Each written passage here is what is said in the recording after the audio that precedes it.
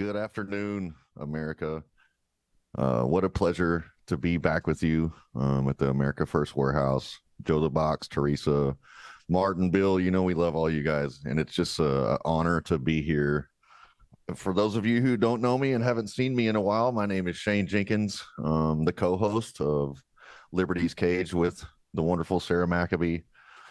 I also host a show called Chestnut Checkers that I've kind of neglected for a while and trying to figure out my path and trying to find out what I'm going to do. But I think we're going to kind of make Liberty's Cage um, the take all show. So you're going to get everything from me and from Sarah Maccabee here on Liberty's Cage. And, Joe the Box is always the man on the move and he's always doing big things. And so they've got an app coming out and I look forward to seeing what all that's going to do. But we're going to try to be consistently on here. And, for those of you who don't know, I'll just kind of rehash a little bit of my story. I'm a guy who did 46 and a half months in prison for January 6, 1,418 days. And I've got so much memorabilia here at my house, and I was just kind of like looking around. And this is the flag that started it all right here. So, cleaners and got it. 2020 was the first election I ever voted in. I had been in and out of trouble my whole life. I had some struggles as a teenager, found out I was adopted, and it really messed with me. And then killed my stepfather in self-defense and when I was 20 years old, and carried the guilt and shame of that for many, many years and tortured myself with that. But in 2016, I gave my life to Jesus Christ, and that's where my politics sprang from, was from biblical principles. And I really started to see the value of the unborn. And that's really kind of what dictated my path to conservatism. And so, but, I voted in the 2020 election, first one I voted in Texas early, and watched the election be stolen in 2020. And I think the more it goes on, President Trump has been truthing and tweeting and this and that about it. Just the other day, talking about how the 2020 election was stolen. And so I did go to the Capitol, and I did carry, they told us that BLM and Antifa were going to be dressed up as Trump supporters. So I did carry the SOG Special Operation Group Tomahawks with me to the Capitol, not because I wanted to overthrow the most powerful government in the world with some hatchets, survival hatchets or tomahawks. I probably watched Braveheart too many times, but I also wanted to be able to protect, myself and the men and women around me. And, there had been people stabbed in DC before. And so, but they took that as saying, well, you pre-planned to go overthrow the government. So anyways, but again, my show Chestnut Checkers, we're going to merge this with Liberty's Cage. We're just going to call it Liberty's Cage from now on. But it is my pleasure to work with Miss Sarah Maccabee at Stand in the Gap Foundation. If you guys want to check it out, go to standinthegap.foundation. It has been such a wonderful journey. I thank my mentor from Charm Prison Ministry and Jesus Christ for showing me what service is, like serving people in our community who have needs, whatever they are, is where I get to serve people I care about and that I love. I don't always have to like the people that I serve, but I get to. And it's a blessing to be able to be a blessing in people's lives, and the American people enable us to do what we do. And so I don't want to just run on, since you're in here. What has it been like? And this is cool because you're my co-host usually, and we interview people together, but I kind of just wanted to bring this back to, and I know I talk too much on the show, but I wanted to just kind of hear, I just kind of wanted to hear your story and hear your heart and hear what Stand in the Gap means to you and hear what the foundation is doing. And so welcome, Mrs. Maccabee. It's a pleasure to have you here, and you have the floor, ma'am. Yeah, thanks for having me on. Stand in the gap, what it means is just truly standing in the gap for people. You look back on your life and the things that you've done, and I can just look back at the leadership that I had and my experience in the corporate world. And, the Lord knows everything. He knows how many hairs are on our head. He knows our entire journey, but we don't. And that's where faith comes in. But seeing how he prepared me from such a young child for truly this moment in time for the federal government to come against my family. And I had an option, for the first year, I really didn't say anything. I was quiet. I had a job in the corporate world, a very good job in the entertainment industry, and that's a very liberal field. And so I just felt like I really couldn't say anything. And then it was about a year into it where I just decided, you know what, I can't not say anything anymore because nobody was coming to save y'all. And I felt like the Lord had prepared me for the journey, unbeknownst to me. And it became very apparent after speaking out. We could talk about the Real J6 and standing the gap and stuff, but it just became apparent that needs were not being met in the community. And I'm just the type of person, roll up your sleeves and get it done. You don't wait on anybody else around you. And that's really where all of this stemmed from, not knowing that, hopeful that you all would receive pardons, but preparing for the long run if that didn't happen. And now really just trying to get your all's life back on track and going back to stand in the gap. It wasn't, yes, it was started out of January 6th, but we knew that that wasn't the end goal. I mean, we have a broken justice system in America to the point that 2 weeks ago, we received a call from somebody who had nothing to do with January 6th that was overcharged and overpunished, that was awaiting potentially either life in prison or the death penalty, and just trying to talk to his parents and, the issues that was in the trial that they allowed and they shouldn't have allowed, and all the things. They just don't care about the family. And he's from New Jersey, yet it's all happening in Florida, and just the injustice that's happening. And I think that I was talking to somebody last night about all of this. And through this journey and the research, I've learned that 1 in 4 Americans are affected by this incarceration system, whether it's county, state, city, or federal. And we've always said if we start with the feds, it's the biggest thing. If we start with the feds, we can take it down to the state level, take it down to the county level, because bad things happen to good people. Good people make bad decisions, but they shouldn't have to live with that for the rest of their lives. No, I completely agree. And um, you're talking about this, and it really takes me back. It makes me think about um this journey that we've been on. And like you sent me these notes for the show, and I'm looking at like this has been I don't know how long we've been out, 9 months now, 10 months, but it has been like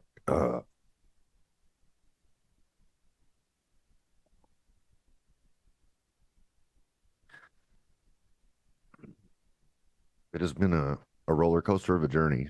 It has been the most phenomenal time, and it's been probably some of the hardest months of my life. um And why is that? Because you say all the time to people that, you've done hard time before.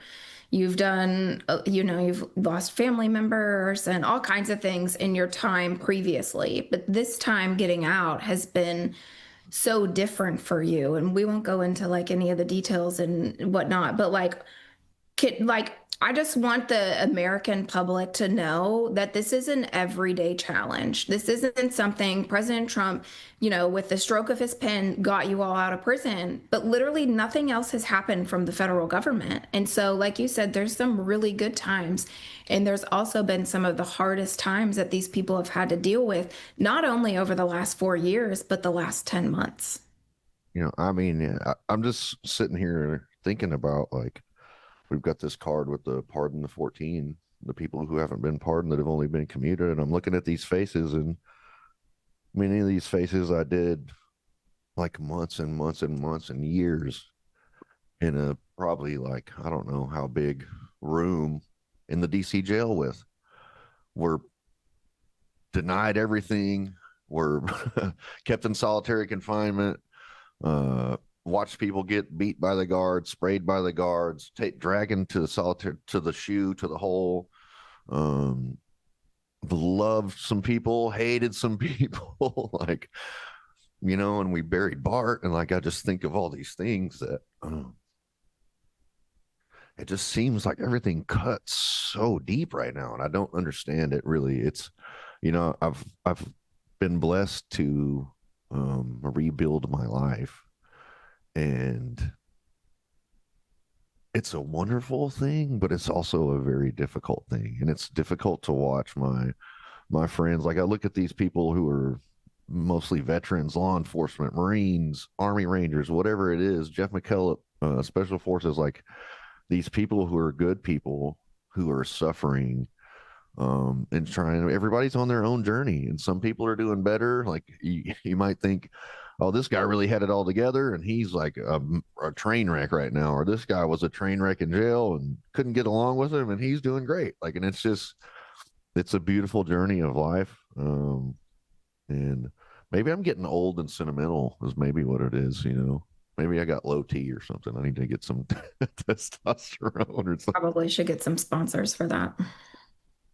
If you got a testosterone problem, get us a sponsor, Joe the Box, please.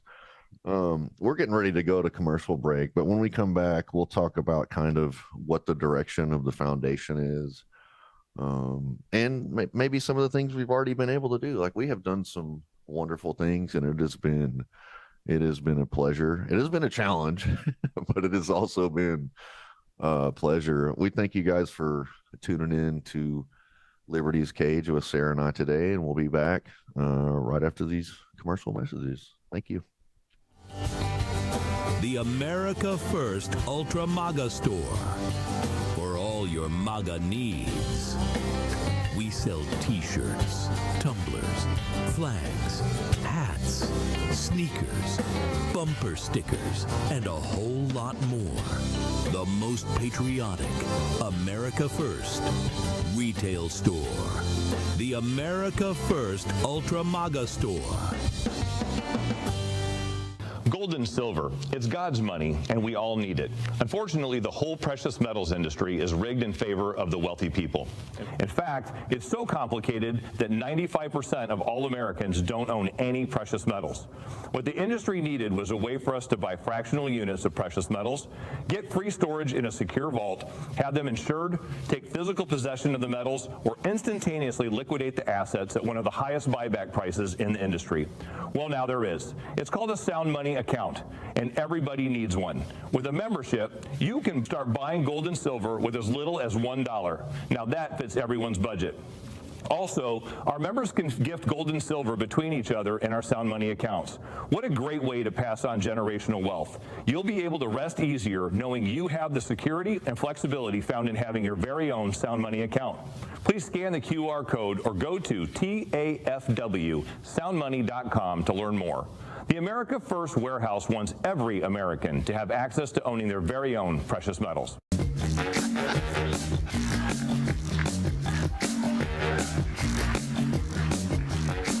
right, live from Studio 6B on a Friday night, live at the America First Warehouse.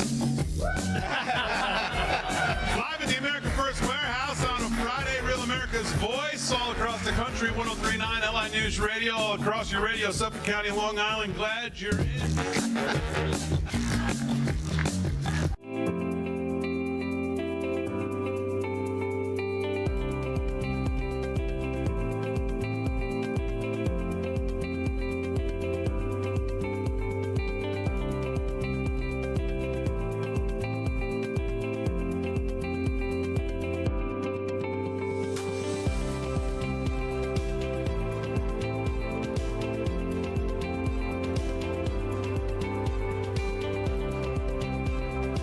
America First Warehouse was really the most patriotic venue that you can ever imagine. We wanted to build something for people to be able to come to and feel so comfortable and so relaxed, because there is nothing out there like it. We give an opportunity for people to really feel good about themselves and about this great country.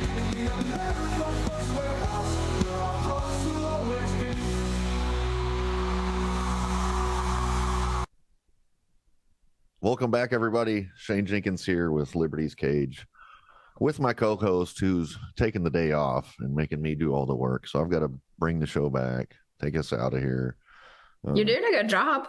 I mean, you know, sometimes Maybe we should just put that on your job duties. I know that list is so long.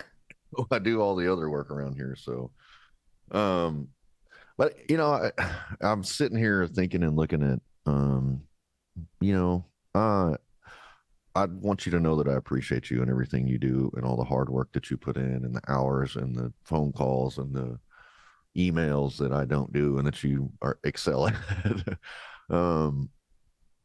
But I think about like this creation that we have was started over 2.5 years ago. I think while I was in prison, I cast the vision for it inside and you implemented it on the outside. And it's crazy that we've, you know, I've been free like 10 months and we've been walking in this, and it's really amazing that the foundation is really, I feel like just like starting to gain some momentum. You had a wonderful Rolodex and had made some really, really good relationships while I was in, testified before Congress, you know, stormed the Capitol with Mickey Whithoft and kicked down doors of Speaker McCarthy and everybody else in the Capitol, and had like 30 conversations with 30 different congressmen or their staff. And, you know, really just were advocating for us to be released and for them to release the footage and, you know, all that stuff. Meanwhile, we're casting the vision for years down the road, not knowing what this journey would look like, but trying to, you know, put something in place that is beneficial for this community. And I really feel like we've done that. And I feel like we are excelling at that. And so that kind of started with the Real J6, which you can go to the realj6.com. We probably need to update some of our t-shirts and stuff like that. We have some funny stuff on there, but we started with the LLC, the Real J6. If you go to the realj6.com, and it was kind of a place where we were doing a regular newsletter to get people's stories out. And, you know, so people could have their voices heard, so people would understand what it was like, what we were going through, the difficulty. I really think that it was like a call to action. You know what I mean? At first, it was like Twitter Spaces that you guys could call out, and people were like, oh my gosh, they're calling out from jail. We've never heard them before. We've never heard their story. And so we just, you know, every 15 minutes, somebody was on the phone telling their story on Twitter Spaces. And it was like pretty incredible, the momentum that the Twitter Spaces were gaining at the time. You know, we'd have people come on there and ask you all questions, and we would make sure to sing the anthem with you all. And there would be thousands of people listening. And then you would have people every so often that hopped on, somebody like Grant Cardone, you know, where it was like you get to talk to him and he was telling his kids about what was going on. And then, you know, it was just a community. And I remember putting the newsletters together, and it was where people were going because people were being shipped out and they had no idea where they're going. And so it was like a way to keep the community included with what was going on, not only the call to actions when something would happen in the jail, but it was very much a resource for family members and January 6th defendants in the community before anybody wanted to touch you all, really. No, for sure. There were some very, very dark days and in there. And then, you know, we raised money for Operation Love Wins. 2 years with no visits, and then we finally did get visits after Troy Nels came to see us and brought the director into the pod with him. A lot of people don't know that story. So you had been writing grievances for a very long time. Other people were getting visits, video visits, and you all were denied everything. So will you tell the audience, like, walk them through kind of that story? Because that's truly how Stand in the Gap started, was when Operation Love Wins was born. Yeah, so they denied us under the guise of COVID protocols the mayor had implemented selectively, albeit at the jail. They said we couldn't have visitation because the COVID could kill, you know, the rest of the jail, or could kill our family members or whatever. So, you know, and the majority of us objected to the COVID vaccine just under the premise of religious exemption. Like the vaccine was formulated from aborted fetal tissue, which goes against my religious beliefs. And the same thing, the Muslim community in the jail was allowed to use a religious exemption. And so what people don't understand is we would go to medical. We were separated from all the rest of the inmate population. It was just January 6ers in our pod. But we would go to medical and they would have the regular inmates across the hallway from us. And through bars, we could talk to them and would be like, hey, man, are y'all letting y'all get a religious exemption? Are y'all getting visitation? Did you get vaccinated? And they loved the Jan 6. They're like, Jan 6? Yeah. They're like, hell yeah, you guys took it to the government, F them or whatever. And so we would have these interactions with these people and they were like, yeah, no, I'm a Muslim. And I told them I have a religious objection to getting the vaccine. And so they let me go to visit. They let me go to the barber shop. And to go to the barber shop, that means you got to get your hair cut. You also got to use the fingernail clippers while you were down there. And they were denying us all of that. So we didn't get to go get a haircut for over a year. We didn't get fingernail clippers for over a year until finally, I'm like, how difficult is it for you to bring a set of hair clippers in here and let us cut our own hair? How hard is it to write a policy or if somebody had any common sense, would have been a very easy problem to fix. And finally, they did do that. But they also denied us visitation with our families for 2 years. The Muslims got to go to the mosque and pray 5 times a day. But we didn't get to go to the chapel. We didn't get to go talk to a pastor or, a prayer, a volunteer, whatever, a priest, whatever, version of Christianity they were. And you didn't get to see your family. And some guys even took the vaccine so they could get a visit with their family.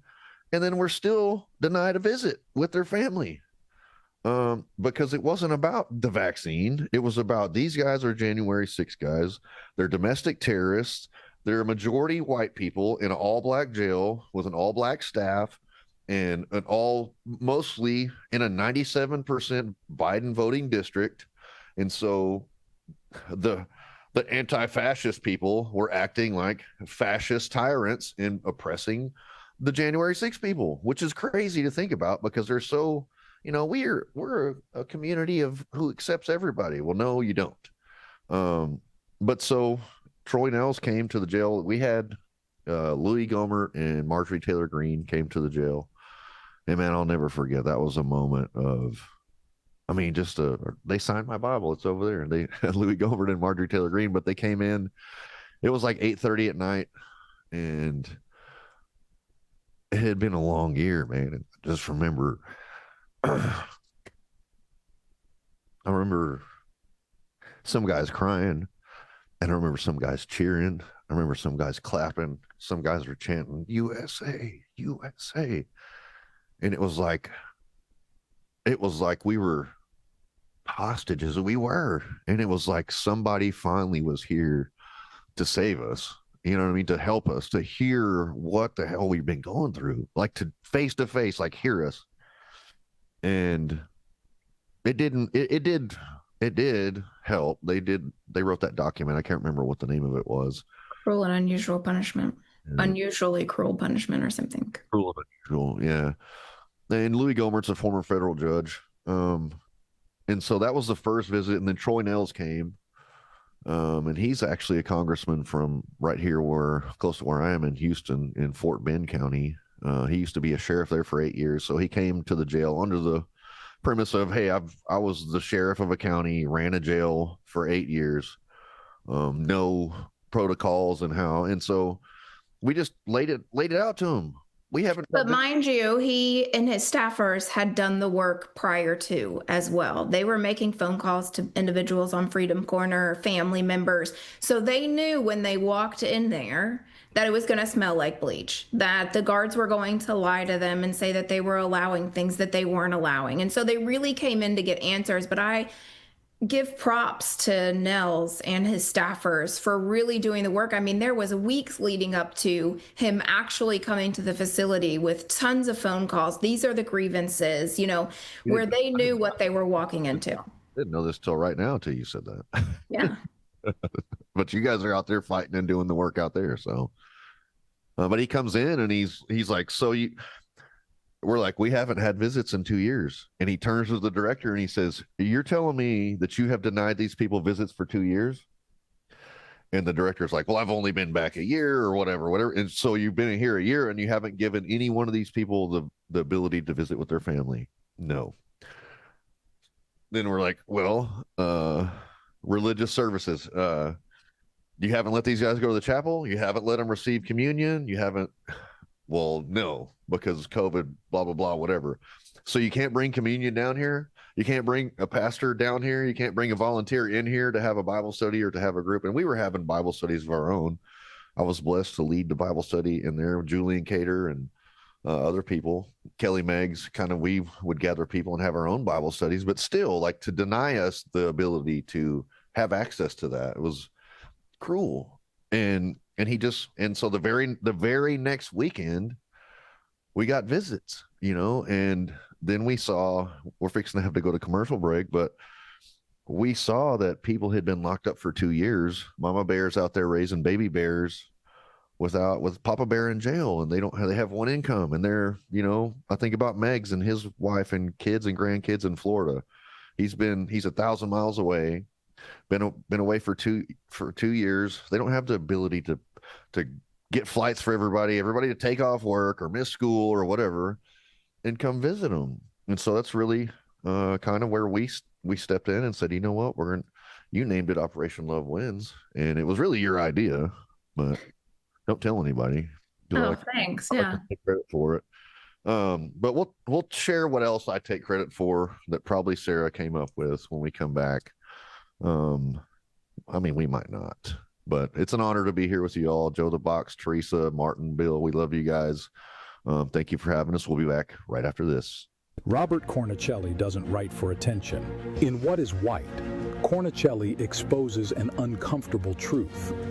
Whiteness isn't an identity, it's a weapon, one used to divide us, while the system thrives on guilt and control. It's for everyday Americans ready to push past guilt, question the lies, and reclaim who they are. Proceeds support the Veteran Recovery Coalition, helping veterans rebuild their lives. What is White? Available now. Who broke the television?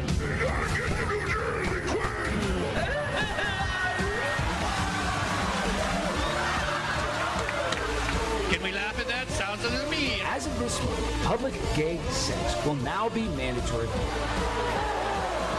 Parties. Am I the only one who could see his lips move? Cheekbones, baby. I'm sorry, maybe I overreacted.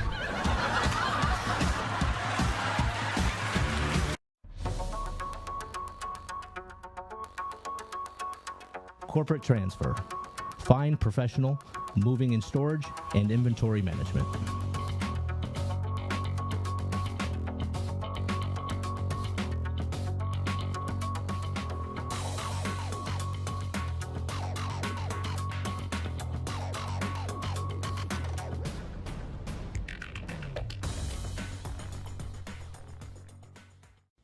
Hey, fellow patriots, it's Cindy Gross here, host of Right for America, from your favorite place, the America First Warehouse.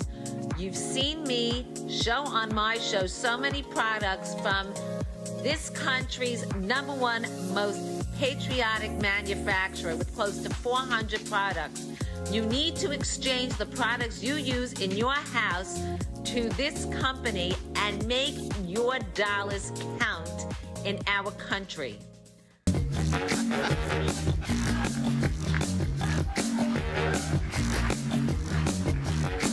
right, live from Studio 6B on a Friday night, live at the America First Warehouse.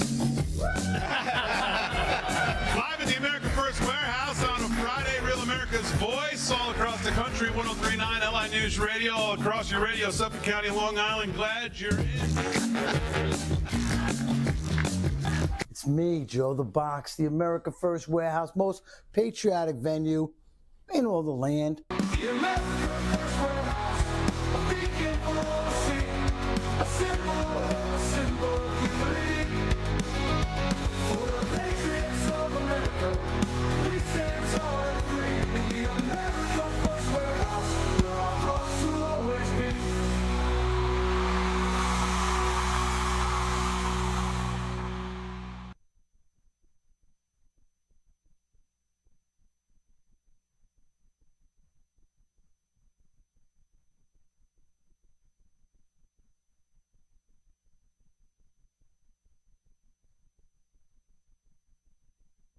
corrupt judges, broken families, families torn apart.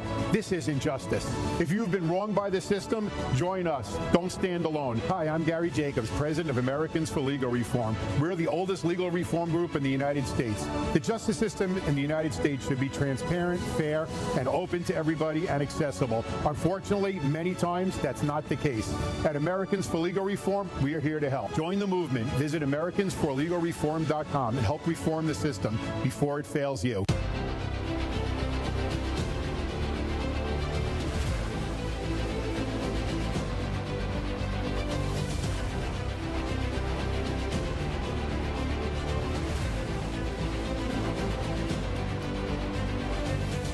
Hi, my name is Elena Ruseva, aka Megalangela. Please check my art at www.megalangela.vip.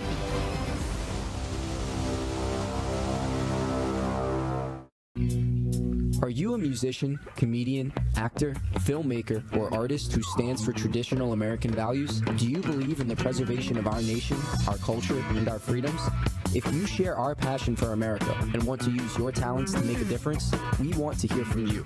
Our mission is clear. Through the arts, we uphold the principles of freedom, faith, family, and the American spirit.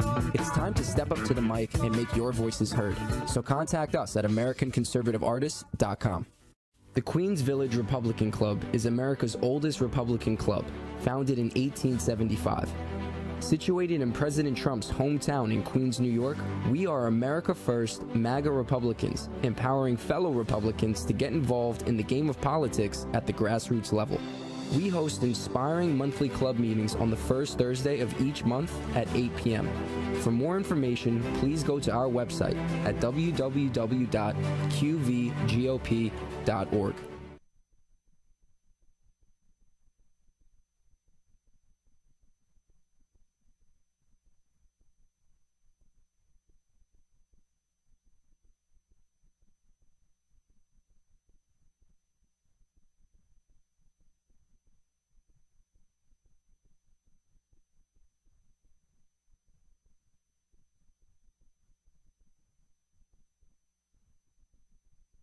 We realized that, people didn't have the resources to get to DC and much less for a 1-hour visit on a Friday, on a work day. You got to fly in, get a hotel, fly home. Like, parking's not easy. Finding, just nothing is easy about DC. Anybody who's been to DC knows it's a cluster. It's a blue city, and it's just not it's dangerous there. It's in a really bad part of town.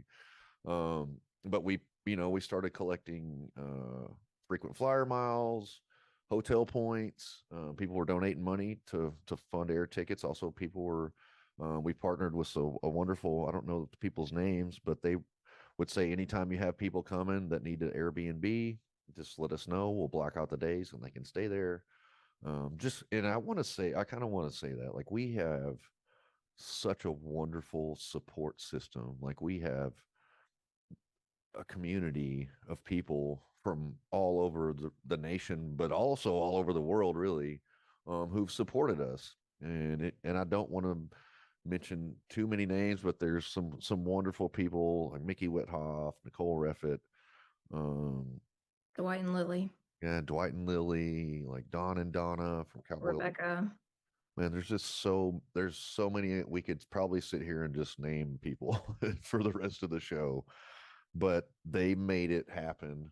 We just formulated a plan and really created a bucket for the funds to go in. And so we could make sure that they got the people to where they needed to be. And I always tell the story and I always get emotional about it. But seeing Billy Cressman's little girl run and jump in his arms and just say, "Daddy," it never...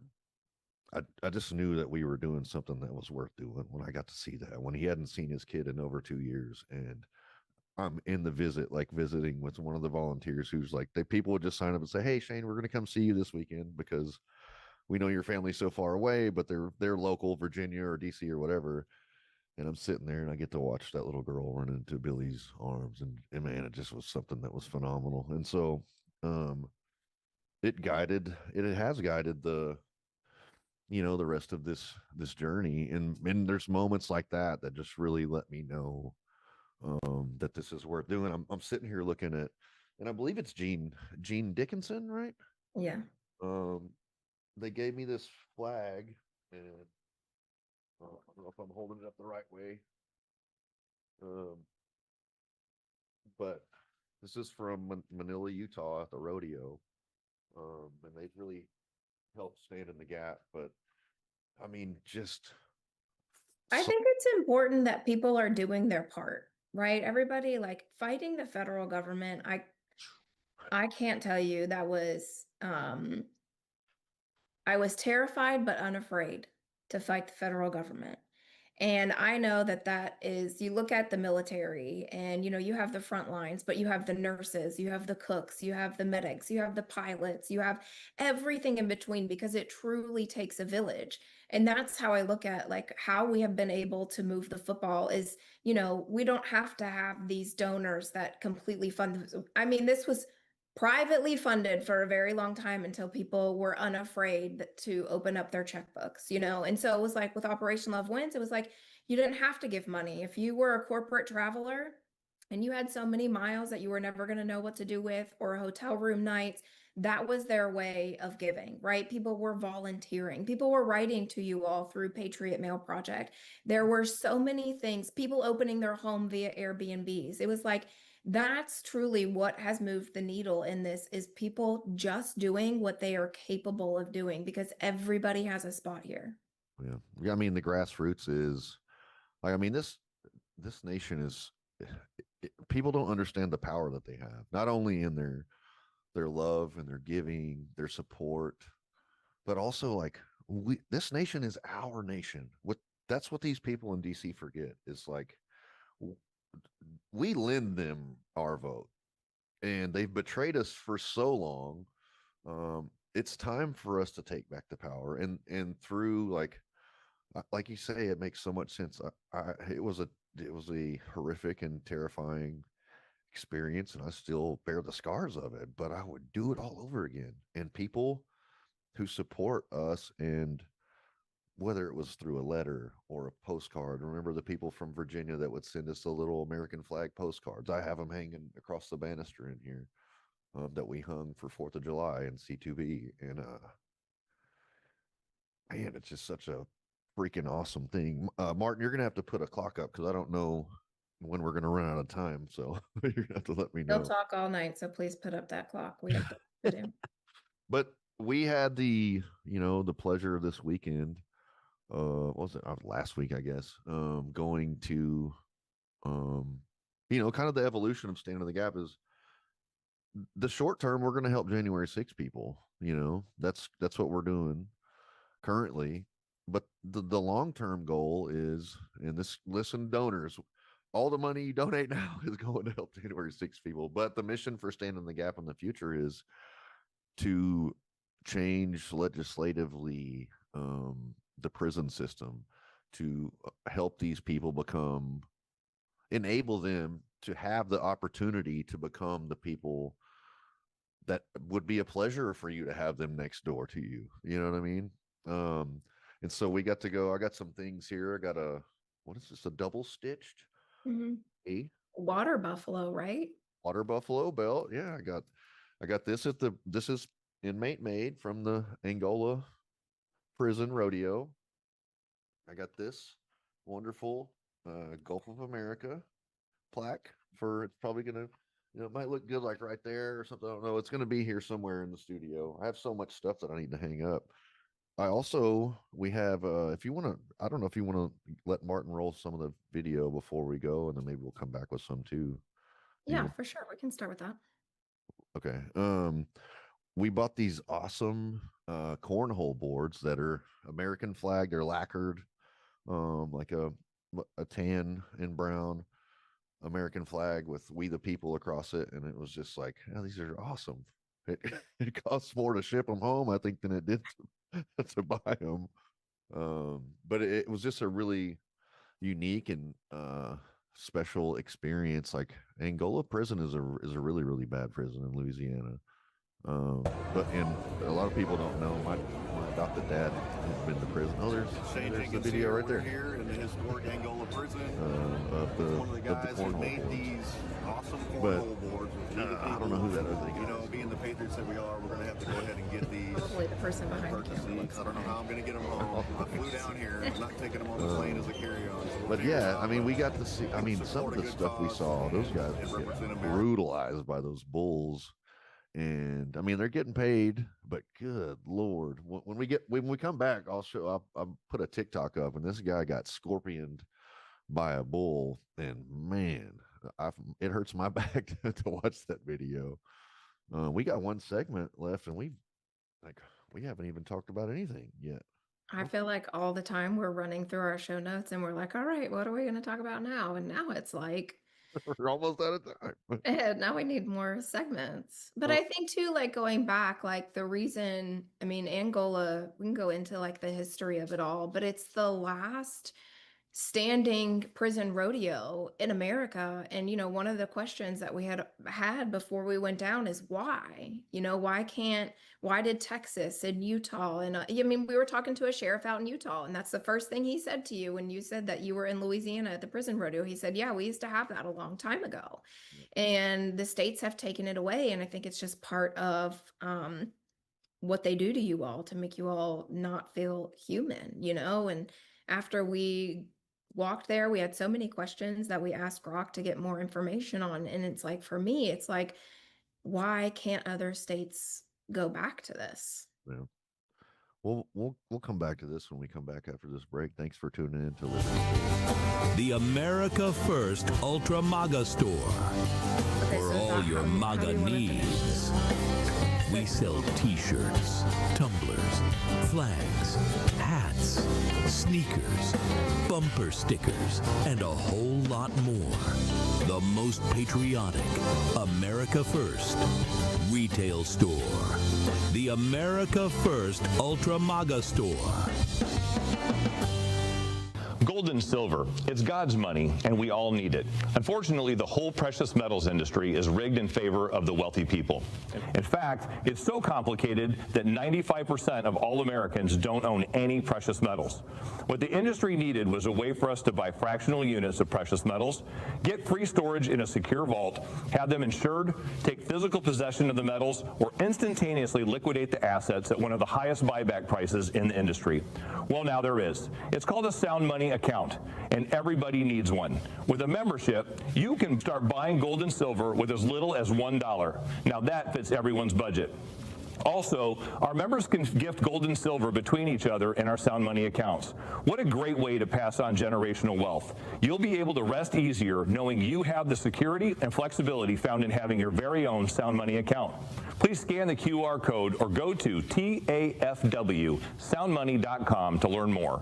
The America First Warehouse wants every American to have access to owning their very own precious metals.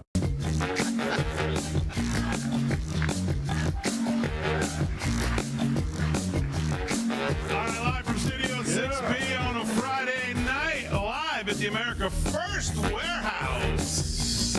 Live at the America First Warehouse on a Friday, Real America's Voice, all across the country, 103.9 LI News Radio, all across your radio, Suffolk County, Long Island. Glad you're in.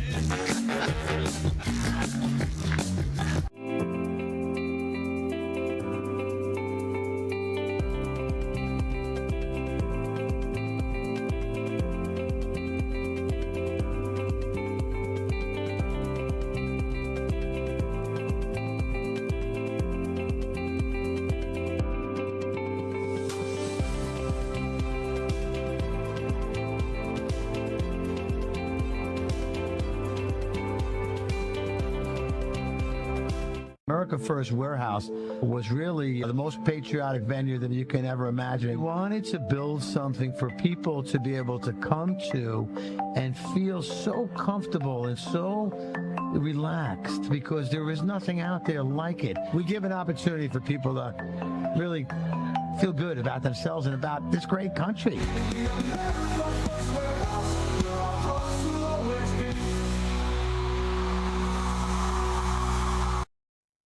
Welcome back to Liberty's Cage with Shane Jenkins and my co-host who has a day off, Sarah Maccabee. Not much of a day off, huh? Right. So a lot of people don't know if Martin, I just wanted to share one other thing from the Angola rodeo. If you guys can roll video or asset number 6 briefly. I don't know if you guys can hear me or not. There's sound over here. This is called Convict Poker. And the last one to have their hand on the card table is the winner. But here's what happens when you don't take your hands off the card table. This guy gets scorpion. His neck is backwards behind his head. Just like that was crazy. That was hard to watch in person, and it's even harder to watch it on replay slow mo. Yeah. But you know, Jesus talks about people in prison, and he said, "Don't forget the prisoner." And that's just kind of like the next step for me as somebody who's been to prison before January 6th and found Jesus in prison and realized that like there are people worth investing in there. And like it or not, one day, like 85% of all those people are getting out of prison. So do you think it's good to have them be the best people they can be? Or do you think it's good to have them on drugs and in gangs and committing acts of violence while they're in prison? So when they get out, they're more conditioned and seasoned in that field? Or would you rather them be somebody who's a good neighbor? So that's kind of what we're going to do. I think so too. I mean, going back to the statistic that 1 in 4 Americans are affected by the system, they just don't talk about it. You know, it's not popular in the Republican conservative arena at all. But I also think like we talk about it unapologetically because it was persecution at its finest. But I think that people don't talk about either their experiences or a loved one's experience because it's embarrassing to them. But it's like, just because something bad happens, it's the aftermath. Like I've said forever for January 6th, you know, before the political tide turned, was okay, let's not talk about January 6th, but let's talk about from January 7th on, because these are people, pre-trial detainees that are held without bond, not given visitation, not haircut clips, no, and these are constitutional rights. And if you go back to our constitutional rights, they are human rights, but they are God-given rights. And so I think that it's our job as Christians and Americans to change the stigma for conservatives and Republicans to look at our incarceration system, because we incarcerate more people per capita than any other country in the world and have the highest recidivism rate. Yet America is supposed to be this beacon on a hill, this light for the rest of the world. Yet we can't even treat our own citizens. And now you're wearing a scarlet letter because your punishment doesn't stop when you walk out of prison. Your punishment doesn't stop when you fulfill your probation. You can't vote. You can't have your firearms. And I believe that our Second Amendment says shall not be infringed upon. But I think that those are really big things that need to be changed legislatively. You're going to hurt some people's feelings if you keep talking like that, Sarah. Well, bring it on. We need to Wouldn't be the first time. Before Congress again.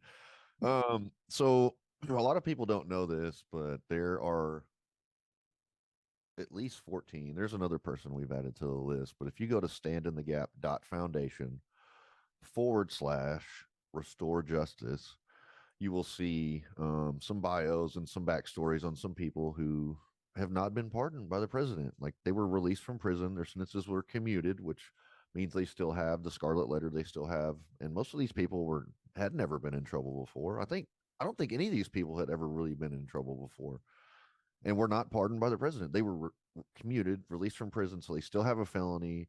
If they're veterans, they're not able to get their VA benefits. Their family members are not able to get their VA benefits. And so that's kind of the next fight for us, is we want our people freaking restored. And President Trump, I don't know whether he knows it or not, or what's going on with it. If there's some Susie Wiles or whoever it is blocking the road and not giving us access to President Trump, but these people need to be pardoned. And if you go and look at our website, again, that's standinthegap.foundation/restore justice.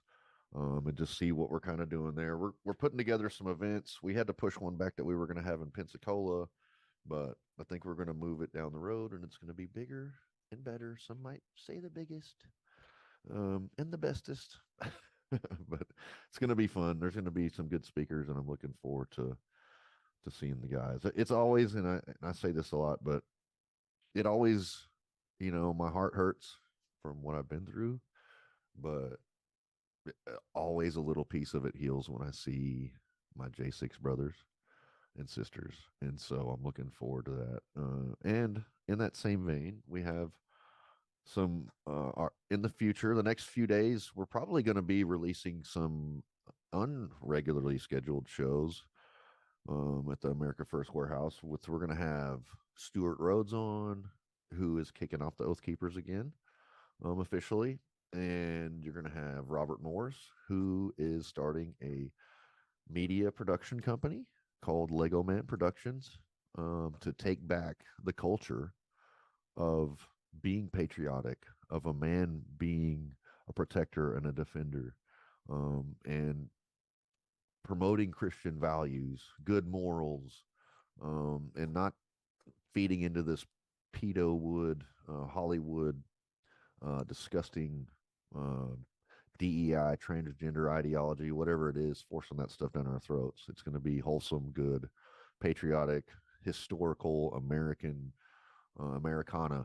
And so we're looking forward to that. We'll also have David Dempsey, a guy I did a lot of time with in the DC jail, who was responsible for the Dempsey Doodles. People don't know what those are, but maybe whenever we get him on, I'll make one and show everybody what it's like. It's probably a billion calories and so much sodium you'll have a heart attack if you eat one, but it's what we used to enjoy doing in the DC jail. Your next venture should be prison cooking shows. I'll be like Martha Stewart. It's like astonishing what you all make in prison, honestly. Gosh, it's all sodium and carbs and just horrible for you. So, what do you want to add, Sarah? Like, I just want to know kind of how has this journey been for you? Because you have a totally different perspective from me as for the foundation and where we're headed and the people who are walking with us. And so I want to hear that. I want to give you.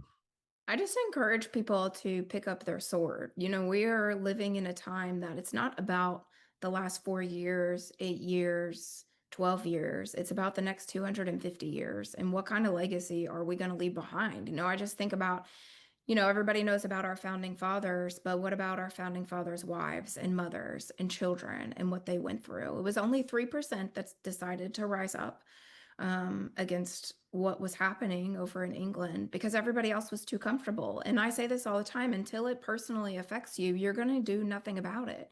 But by the time that it does personally affect you, it's going to be too late because now you're relying on somebody else to do something. And like the empowerment of what one person can do. I mean, you go back into the Bible and it says faith the size of a mustard seed. I don't know if you know how small a mustard seed is, but it's about the size of the point of a pen. And that's all it really takes. Because our country is at stake. Like, even though President Trump is in the administration, there are people around President Trump that we can't trust. We won't name names, but everybody has questions around them right now. And the pendulum swings both ways. So if we don't fix things, legislatively fix things, I love President Trump's executive orders, signing them left and right. I'm all for it. But if our do-nothing government gets back in and does nothing, Congress does nothing, then the next president that comes in, the next stolen election, because we haven't fixed our election systems, is going to come in. And I promise you, people like you and I are going to be sitting on boxcars. And then it's like, we're going to sit there and question, why didn't we fight harder? Why didn't we do our part? And I just encourage that people, if you don't know your part, pray about your part. Get involved in your local community. We met somebody at the airport the other day who's the leader of his Republican club, and he's doing what he can out in California. And all that was a conversation started because he was wearing his hat. Don't be afraid to wear your paraphernalia out in public. It's really good conversation starters.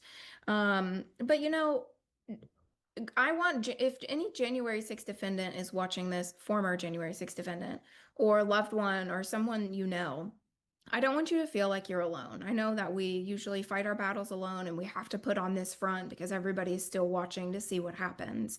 But you're not alone in this. Everybody's journey is different, but it's still the same.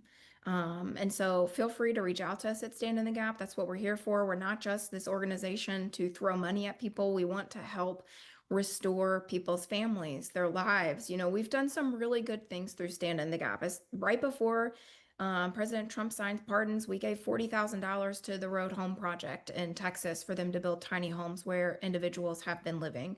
We've just recently helped somebody get an RV to live in because he had to move across country to start a new career. We've, since the pardons, we've given over $25,000 to legal aid for individuals that are still fighting their cases. Our Lifeline Fund alone, helping with emergency funding from rent, groceries, whatever last minute bills, you know, that people can't make because of jobs or whatever. We've given away over $50,000. In the last month, we've given away 10. We've gotten people vehicles. Like, all of this stuff is great. We absolutely want to celebrate our wins because you, the American people, have made this possible. But in that same breath, there's 1,600 families that are still suffering every single day because justice has not been served yet. And it is our duty to do our part. I don't care if you can give $1, $5, $500,000. I say all the time, someone could stroke us $1 million check and we would find people in need for that. And so I just recommend dig deep down inside, write letters, write your congressman, come up with ideas, reach out to us, volunteer, donate, but do your part because this fight is far from over and we still have a chance of losing our country if we don't pick up the sword and fight. Well, well said. And you used up all the time almost. We'll thank you all for tuning in to another episode of Liberty's Cage. We will be back and you'll probably see a lot more content than you probably want to in the next few days. Thanks, Joe, Martin, Bill, Teresa, for having us on. We love y'all. God bless you. See you next time.